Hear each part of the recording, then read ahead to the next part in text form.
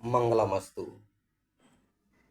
ज्योतिष में जन्म कुंडली का अष्टम भाव बड़ा ही महत्वपूर्ण है और बड़ा ही रहस्यमय है।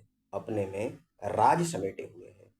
आयु, मरण, रोग, मृत्यु का कारण, मृत्यु का स्थान, मरने के बाद गति, सदगति, पूर्व जन्म या अग्रिम जन्म का वृतांत, किसी मृत व्यक्ति के वारिस के रूप में मिलने वाला धन, गुप्त धन, दूसरे का धन, अचानक प्राप्त होने वाला धन, एक्सीडेंट, आकस्मिक घटनाएं, राजदंड, धनहानि, अज्ञान, पानी में डूबना, नदी के पार जाना, गुदा या मलद्वार स्थान, या पुरुषों या स्त्रियों के गुप्त इंद्रियों के बारे में भी बड़ा ही सटीक और रहस्यमय जानकारी देता है। अष्टम भाव से हम ये पता कर सकते हैं, जन्म कुंडली के अष्टम भाव से हम ये पता करते हैं कि उस भाव का स्वामी कौन सा ग्रह है नवग्रहों में, और वो कहाँ स्थित है, किन ग्रहों के साथ उसकी दृष्टि संबंध है और वो कहाँ देख रहा है। इसके अनुसार जातक के गुप्त अंगों के बारे में अष्टम भाव से पता लगाया जा सकता है। यदि अष्टम भाव का स्वामी चंद्रमा और शुक्र हैं तो जातक के गुप्तांग छोटे होते हैं। यदि अष्टम भाव का स्वामी बृहस्पति, शनि हैं तो जातक का गुप्तांग दीर्घ व लंबा होता है। इस प्रकार से यदि मंगल सप्तम भाव में हो तो जातक की स्त्री शुष्क पूंछ वाली होती है।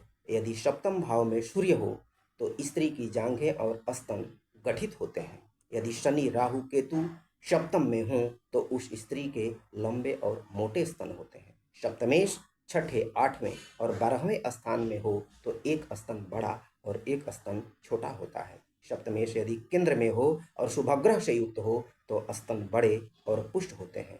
यदि सप्तम स्थान का स्वामी बृहस्पति हो तो स्त्री की योनि सम, सुंदर और आकर्षक होती है।